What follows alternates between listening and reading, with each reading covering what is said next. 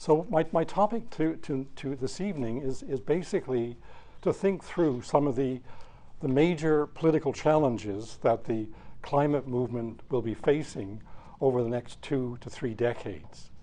And I, of course, believe that we should be discussing not only the challenges, but also how we will surmount them. My talk today, this evening, is more on the actual challenges. And I'm in part 2 of this talk. When I figured it out, I'll deal more with the appropriate responses for an effective strategy on the climate movement. Now, I'm suggesting that politics is critical in the struggle against global warming, but in fact, if you look at the most of the literature on climate change, it is either apolitical or, if political, utopian in tone. There are all the studies of the science of climate change, of course, the facts of the situation. There's also the technocratic studies of solutions to the crisis. For example, Drawdown, this 2017 book, has 100 solutions to the climate crisis, with the idea that if you have the solution at hand, then one has to carry it through. There's also the neoliberal or market approach to the environment, to the climate change, and this approach is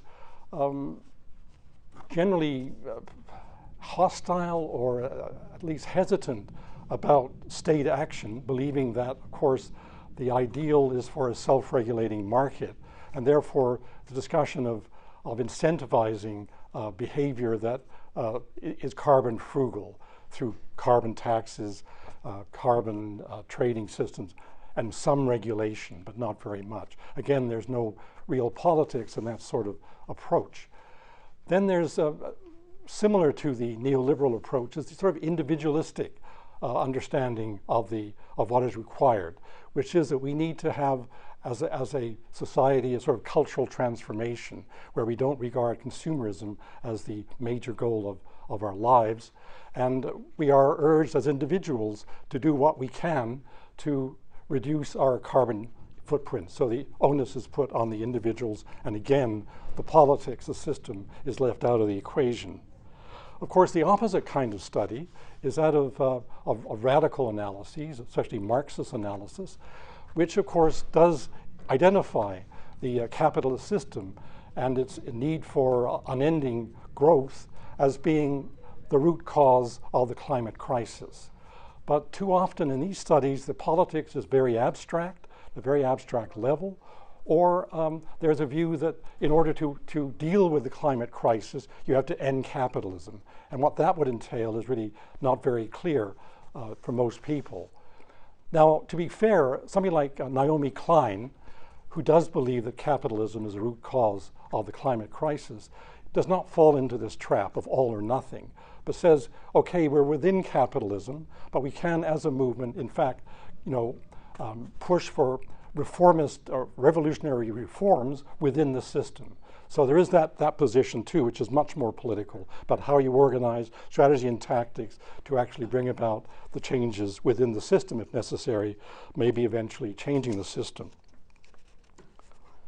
So my point, and it's kind of an obvious one, but worth emphasizing, is that first and foremost, climate change is a political problem. Of course, it is a technical problem as well. But there are a range.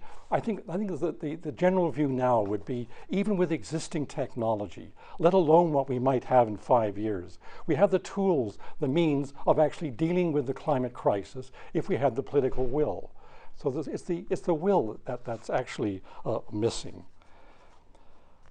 So the problem really is not that we don't know what to do.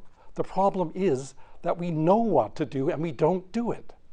And once you get into the process of explaining why we don't do it and how we might get it done, then you're in the realm especially of politics, or perhaps also of individual and group psychology. So that is why I think we need to have a very continuing discussion about the political realities and how, because only on that basis can we develop a strategy that will be effective in a very, very difficult situation that we're going to face in the next 2 or 3 decades. Before I actually tackle the actual political challenges, I would like to make 3 points which to really clarify my terms, to limit the scope of what I'm actually talking about. And the first thing I'd like to say is I sometimes use the word we. And I'd like to say that we probably includes everyone here, or at least most of us, who believe that the only way we're going to get to deal with the climate problem, to keep global warming to under 2 degrees centigrade, is through a mass movement and through a very determined set of demands and action from below. So that's what I mean by we. I'd like to also make clear one very important distinction. I'm not talking about what will happen. I'm not telling you what will happen. What I'm telling you is about what could happen given identifiable, easily foreseeable circumstances. Given those circumstances, a very undesirable outcome is likely. Now, having said that, the logic is that we have to use our agency to ensure that what could happen doesn't happen. That is a crucial point. Not to stand here and predict about what will happen, but to see what the circumstances are, where they are leading, and on that basis to think about how we use our agency, we develop the strategy and tactics to actually change history. We can make history. Obviously, as Marx said, not just as we please, but we can do a tremendous amount to actually change the course of history, but it's going to take an enormous amount of effort and determination over the next few years to actually achieve that. And the third point is, what countries am I referring to? Well, not so much Canada. As the United States, the United Kingdom, some other European countries, Russia in particular, the countries that really count for global change. I mean, Canada is, in the world context, a relatively civil country, and Toronto, downtown Toronto, is a relatively civil place. And there are some other places which are a lot less civil than Canada, and I'm talking more about them than about our own backyard. But of course, the climate issue is a global issue, so we have to think globally. Now, I want to approach the issue, the nub of the political problem by beginning by reflecting on several press reports of environmental activists being perceived and branded as threats to national security. I think that's where we have to begin. That even in this early stage of the struggle, that there are many police agencies, people in authority, who regard environmental activists, indigenous activists, who are also often environmental activists, as being extremists. And just to make, I didn't do any great research on this. I knew about the Harper years. I began there, and also I picked up something on the UK. But I think it's important to begin with the reality of where we are. First of all, Canada, 2013, during the Harper era, the RCMP and CSIS, Canadian Security Intelligence Service, regard environmental and indigenous activists as extremists. The source, security documents released under Freedom of Information Acts, reported in the Guardian newspaper in Britain, a very good, solid newspaper, in 2013, that environmental and indigenous activists are regularly monitored by police and security agencies in Canada, that civil disobedience, protests, and opposition to Canada's resource-based economy, especially oil and gas, were viewed by security agencies as, quote, national security threats. Greenpeace, of course, as usual, was identified as a major threat, and it was quoted as being potentially violent, even though it's a non-violent organization, in a threat assessment study, which was released under Freedom of Information. In 2016-2017, reports in the National Observer, which is a very good online agency dealing with mainly news issues to do with human rights and democracy, won a couple of press awards, reported that on a number of reports of RCMP surveillance of environmental activists. The security agencies most concerned were those groups opposed to, as you'd expect, oil sands development, pipelines, fracking, and mining. The Freedom of Information revealed that surveillance was undertaken by the RCMP, CSIS, provincial police forces, and in some cases, probably in Toronto, municipal police forces. And Jeffrey Monahan, a professor at Carleton, who studied espionage for many years, through Freedom of Information Act and through interviews, claims that data banks exist listing individual environmental activists, along with the demonstrations they've participated in or led, together with their presence on social media and some of the comments and excerpts from their comments on social media, and that this database is shared among all police agencies and security agencies in Canada. So that's Canada, this civil place we're in, the early stages of the climate movement. Now in the United Kingdom, it's a very recent report, just January the 17th, and again in The Guardian. The article is headed, Greenpeace included with neo-Nazis in UK counter-terror list. So this is a 26-page briefing which was released by the government, done by the counter-terror unit of the UK government, to all schools, all teachers, and other public institutions in the United Kingdom. It was to be used in the campaign against extremism, to be able to understand, to recognize extremism, and to learn to recognize the symbols of extremism, not just the names, the symbols, and to respond to that. Now, what were the groups listed on on this list of extremist groups? Neo-Nazi groups were there, 2 of them. Also, anti-racist and anti-fascist groups were listed. The Communist Party, of course, the Socialist Party in Britain were listed. The Campaign Against Nuclear Disarmament, believe it or not, and a number of environmental organizations. Of course, Greenpeace was there, number 1, followed by Extinction Rebellion, the Sea Shepherds, Stop the Badger Cull, never even heard of it, so, PETA, and a vegan organization. So the document was, the people delivering the teachers were supposed to warn students about the symbols used by these groups so they could recognize them if they were in contact with them. And people were advised to report any concerns about any of these groups to the counter-terror police. That's in the UK. It created a storm of protest, and of course there were denials that they regarded Greenpeace and Extinction Rebellion as being actually revolutionary groups. But the point about this is, how do we understand this? I mean, this is just the US and Canada. I mean, UK and Canada. If you go to the United States, we're bound to find the same thing in spades, and other countries as well. But I didn't go into the research to uncover those reports. So I'm not trying to fearmonger, but I am trying to indicate to begin with that the security agents can regard even this little group here as being potentially subversive.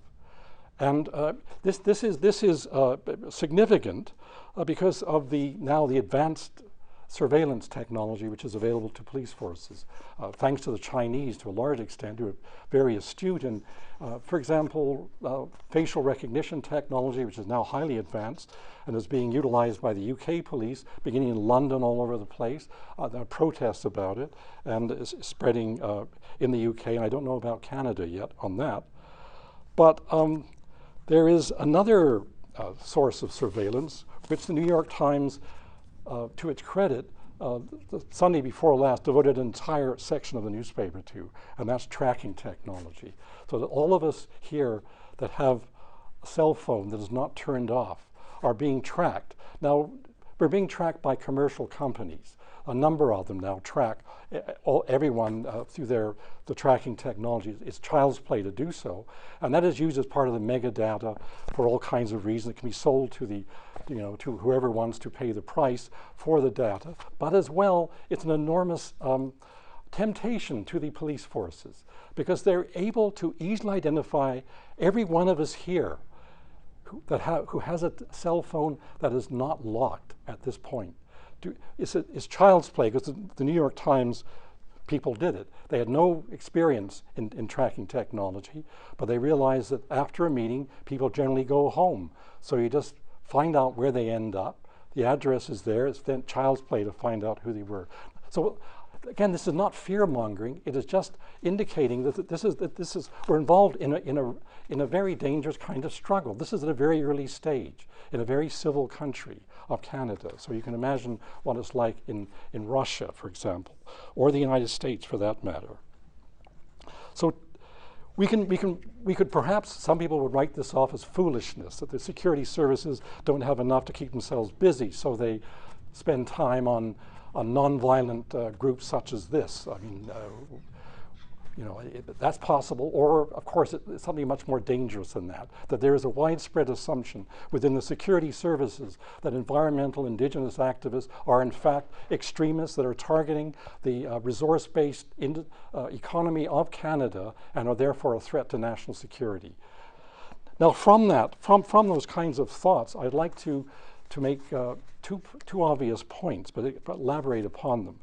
The first is, of course, there's a lot at stake for powerful economic interests if the climate movement is effective, an enormous amount at stake. And they have the ability to push back.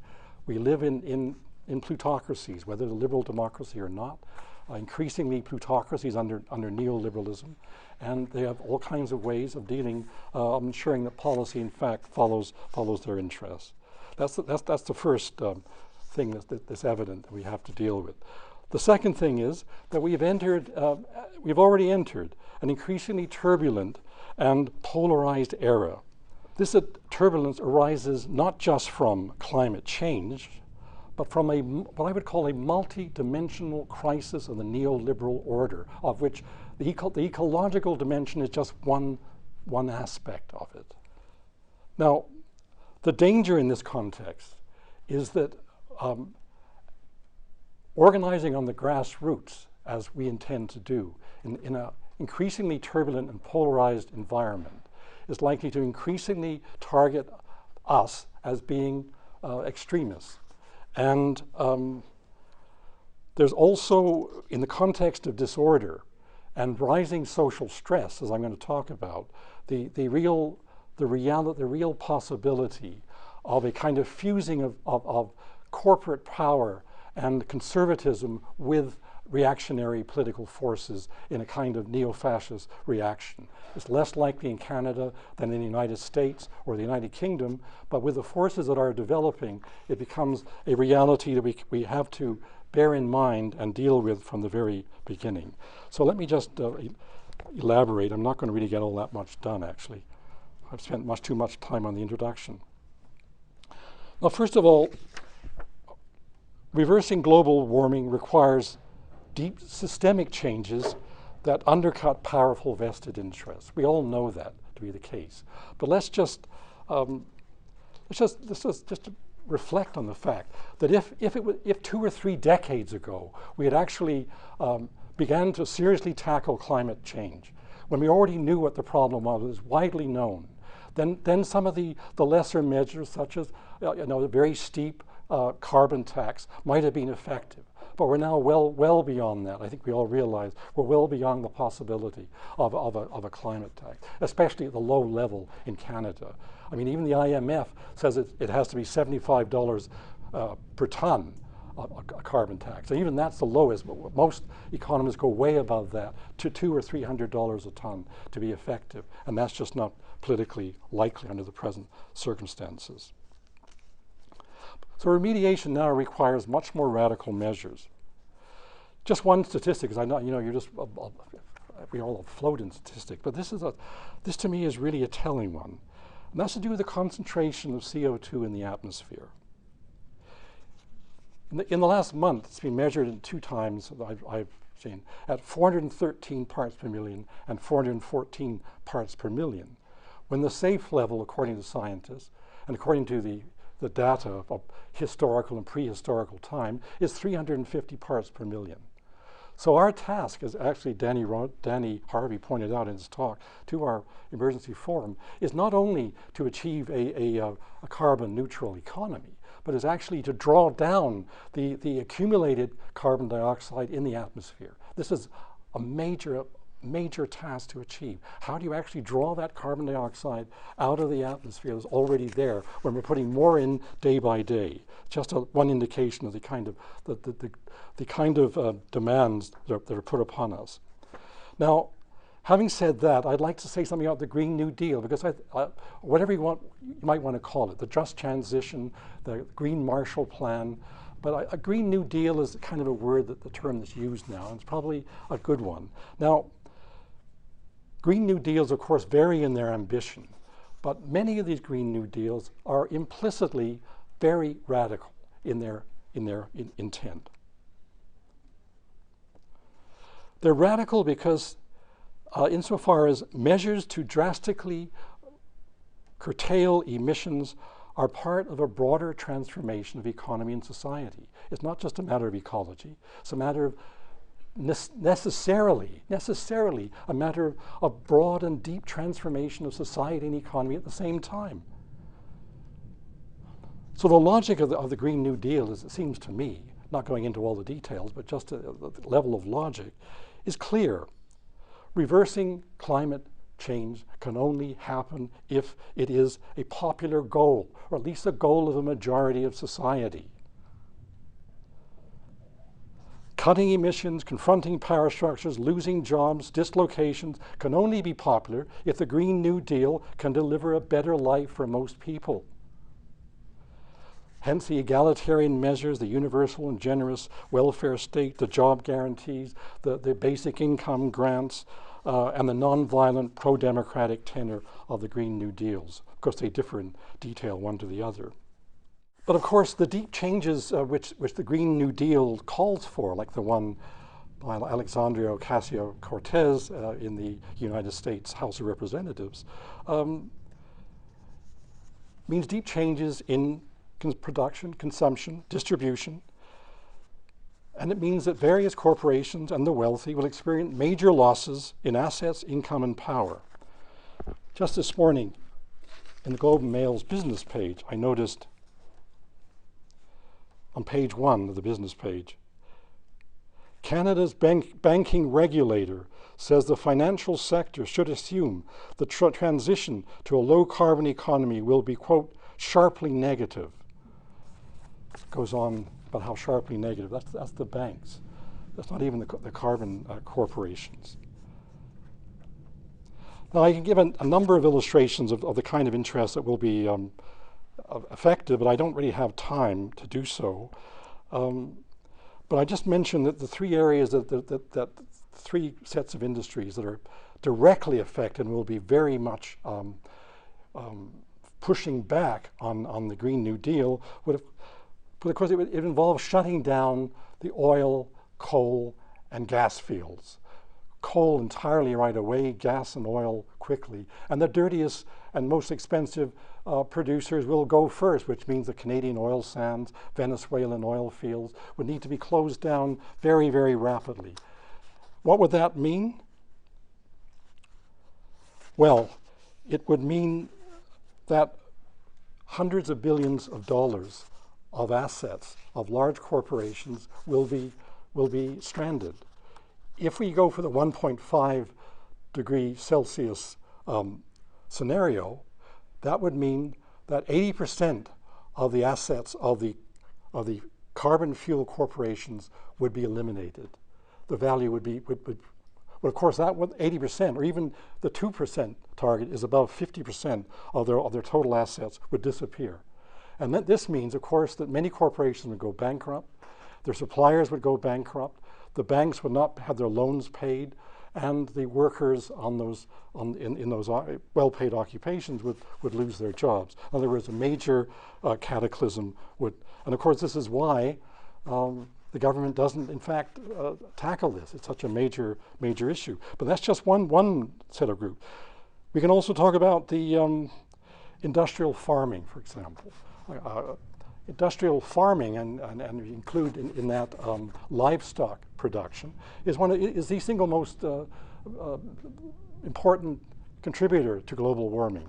And it's highly destructive forests and terrain and so on as well.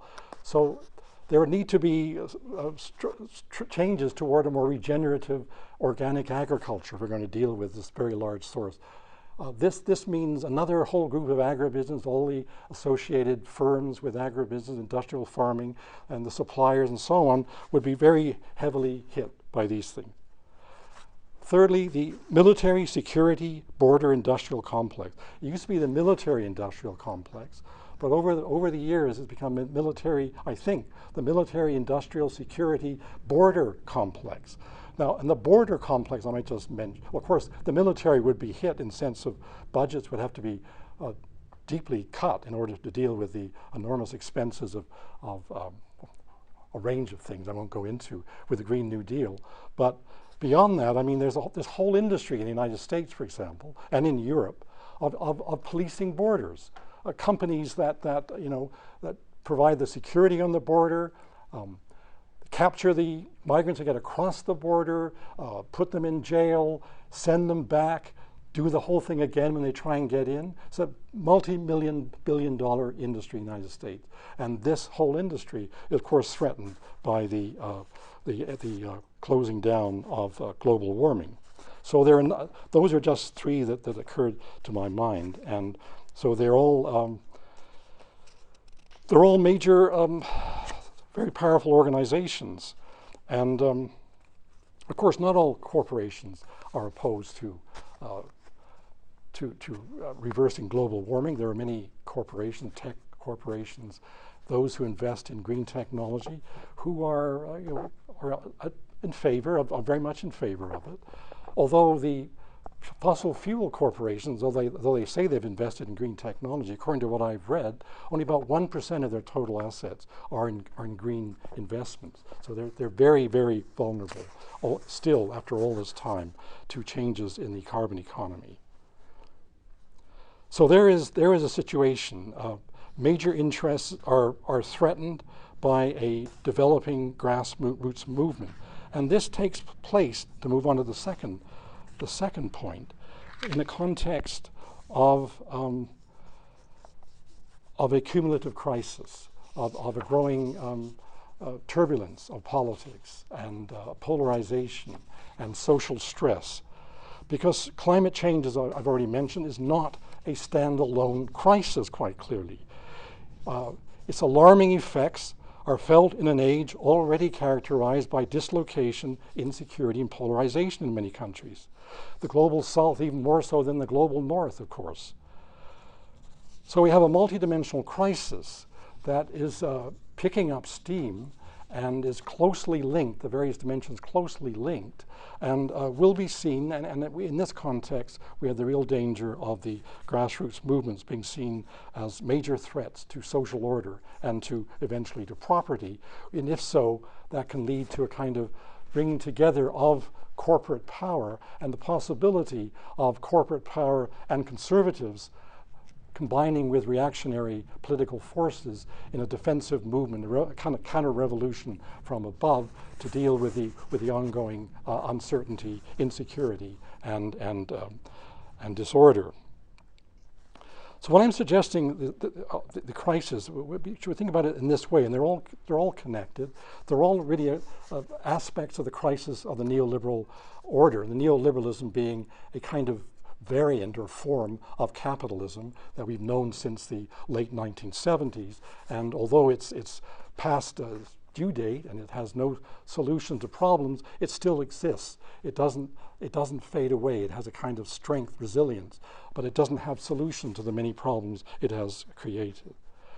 So the simultaneous crises, as I see them, would be global warming, or more generally the ecological crisis, the socioeconomic crisis of high inequality, precarious unemployment, and consequent high social stress. And thirdly, the decline of democratic institutions as the public trust in institutions diminishes, and the rise of authoritarian right-wing populist movements. And by the way, here one has to say that, when talking about the decline of democratic institutions, we have to bear in mind that there is a good reason for that happening, and that is that these institutions have not served the interests of many parts, about the majority of the populations over the last 20 or 30 years. And so it's not just a matter of racism or populism as crazy charismatic leaders, but it's actually an underlying real problem with democracy in a situation where economic and political power is so closely fused so that the interests of ordinary people are not served by their governments. And of course, therefore, those people resent elites and resent governments for not dealing with the problems.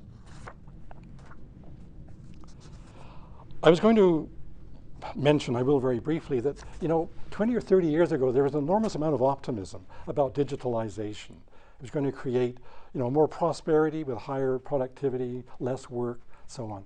Then 10 years ago there was also optimism about the sharing economy. It was going to create flexibility in work and create a much better life. And both of these promises are now seen as bogus. They didn't work out as planned. Instead, we have greater inequality and of wealth, of assets, of income, and also of power in this context.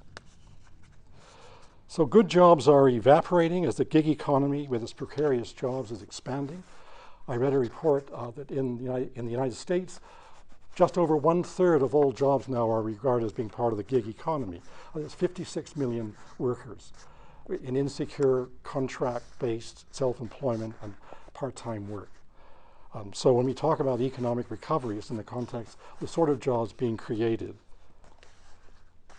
Now, as well as the situation we have now, we have another situation developing, which is going to exacerbate this whole situation. And that's what's often referred to as the fourth industrial revolution, the revolution of robotics and artificial intelligence, which is now just gathering steam and beginning to displace jobs. Now, the McKinsey Global Institute did a study of the impact of robotics and artificial intelligence over the next 20 or 30 years. Because the McKinsey Global Institute is highly consults to big business, one can probably accept that what they're saying is not scaremongering, but probably pretty well based. The study points out, this is a 2017 study, that about 52% of wage tasks in 2017 could be done by robots and computers by 2050. More than half of all currently waged tasks could be done by computers. The point is could be, not will. It depends on many other factors. We don't know about unions, political forces, and how it plays out. This is a possibility.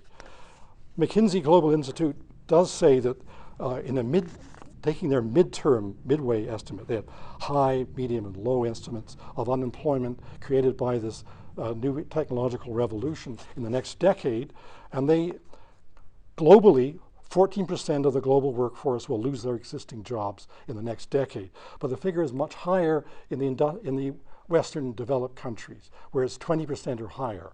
And in China as well, it's a quarter of the workforce over 10 years. Now, should we worry about this? The economists say, don't worry about it. As the economists say, well, yes, we've lost jobs before, but they've always been new jobs. In the long run, there are new jobs, but there's a lag. That's the problem. We don't have time for lag anymore. And will the people who lose the jobs, the jobs that are now, the blue-collar jobs that are pretty well paid, will they be the ones who get these tech-savvy, knowledge-intensive jobs that are created? They have to be really, training would be quite extensive for that. And whether they'd be able, many of them would be able to get the training where we don't have it right now, and whether it'd be so extensive they could get it, who knows? The likelihood is, however, given our existing system of inequality, marginalization, and the growth of the gig economy, that it won't work out that way. That people who lose jobs will join those other people in the depressed areas of our country, and especially the United States and the UK, and become part of that, that angry, seething group that is the fertile soil for the right-wing populists.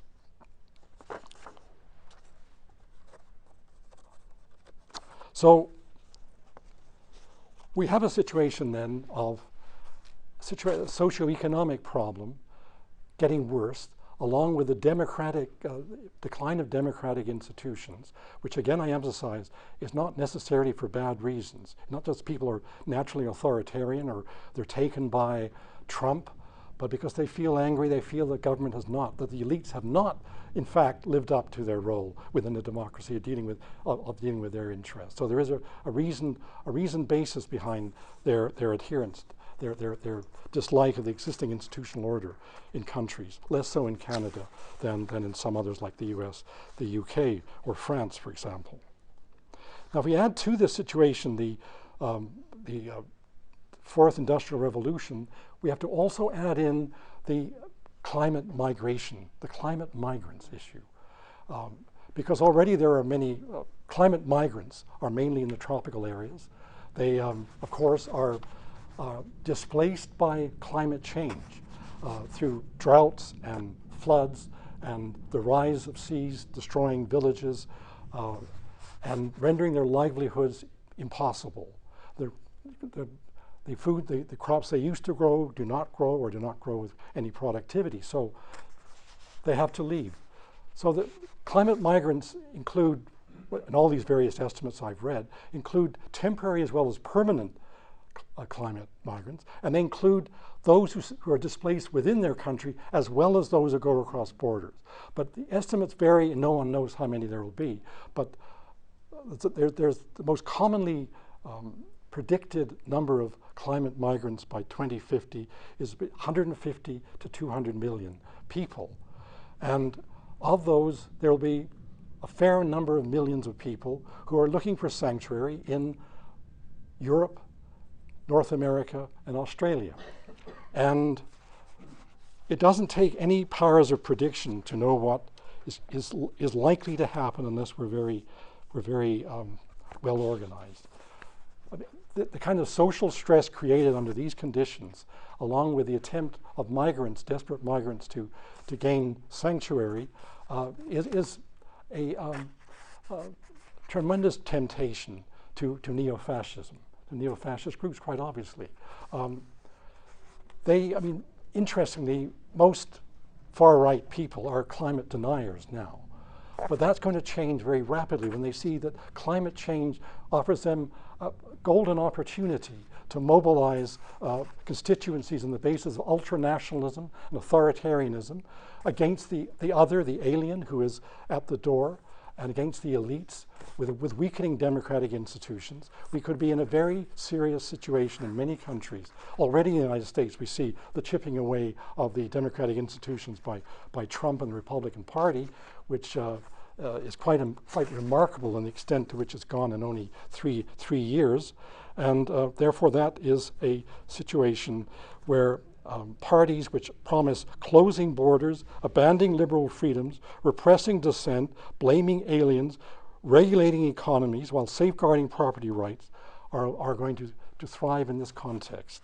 And again, I'd like to emphasize what I started off by saying is I'm not suggesting what will happen. I'm not predicting what will happen, but I'm saying what could happen given the circumstances that I've laid out. The conditions are easily foreseeable, and what will be the response to that? The issue becomes then, how does one respond in a way that can deal with this onset of such a tragedy?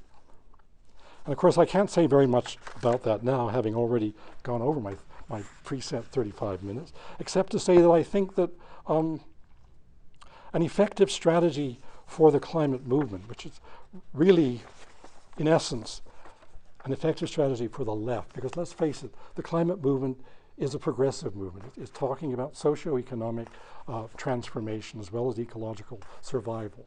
It is of necessity a progressive movement, and it has to see itself as such. It's certainly seen that way by others in society. It seems to me that the Green New Deal, however it is called, but that's a term that's now widely used,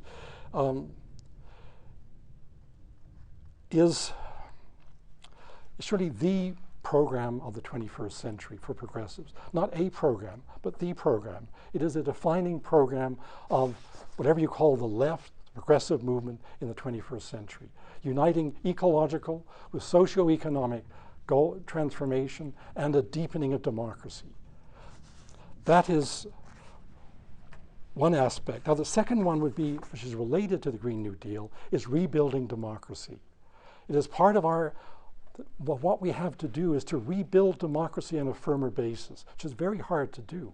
But the climate movement has to make a gamble on democracy. When I say a gamble, it's a gamble because right now it appears that democracy is against the climate movement. If you think about the carbon taxes, you think about, well, let's think about Ford in Ontario, and Trump and Bolsonaro, various other leaders who are who are elected and are very anti-environment, and provincial governments and so on, and all the attempts to reverse carbon taxes, albeit already low, and albeit the fact that carbon taxes are returned to people by the government in another form. So it appears that democracy is actually not our ally, but our foe in the climate movement. We are in the situation where our goals will only succeed if they are popular, if they are part of a majority that can come to power. And that means as a grassroots-based movement, we need to deal with democracy. There is no philosopher king we can rely upon to do what is necessary. It has to be done. We have to build a democracy through the process of building the movement and going ahead. There's no other way of doing it. We have to make the gamble for democracy and an attempt to subvert the ultra-nationalist authoritarian movements which are going to be trying to move away and discredit the democratic system. And third, and following from what I've said so far, the third principle is that this can only work if there's a very broad coalition of progressives animated by a Green New Deal in its ecological, socio-economic, and democratic aspects. Now the trouble is the left has never been good at cooperating. We've been good at fighting each other. Even within small organizations, we can find ideological grounds for fighting each other. It's always been the history of the left. The question is now, can we ever overcome that? Can we get a program that is general enough and vague enough that we can actually unite everyone from the left liberals to the Marxists and all the various identity groups that are struggling for their rights as well, and the Green Party and the human rights groups into this large coalition that's needed to try and bring about a Green New Deal which deals with all of these problems at the same time. Because the only way you can counter the growing ultra-nationalist authoritarian populism is with a vision of a better society. And the Green New Deal clearly can put forward that kind of vision in a very few words that's in the interest of the majority of the people. But it requires the kind of unity that we've never found before, and that will be very hard to in fact achieve. So in sum, although it sounds overly dramatic, I think it's actually true that the climate movement, in all of its variety, is called upon to make history in a very critical juncture. A very critical juncture. We're faced with a number of problems. And to do so, we need to be savvy, nimble, and retain the epitome of nonviolent action. And through the nonviolent, the civil disobedience, we make it clear to everyone that we are not the national security threat at all. It's those who are, in fact, opposing us and using force that will be seen as the aggressor and the dangerous force. So nonviolence is, of course, a theme that is important for us to lead with. I will just add one more thing. The fourth principle, of course, is progressive internationalism, as opposed to neoliberal globalization. It has to be a global. We have to build global links to foresee a different kind of global order in order for the national groups to operate. So that is a kind of dramatic, over-dramatic, but that's how I see it, folks. So we have our discussion now.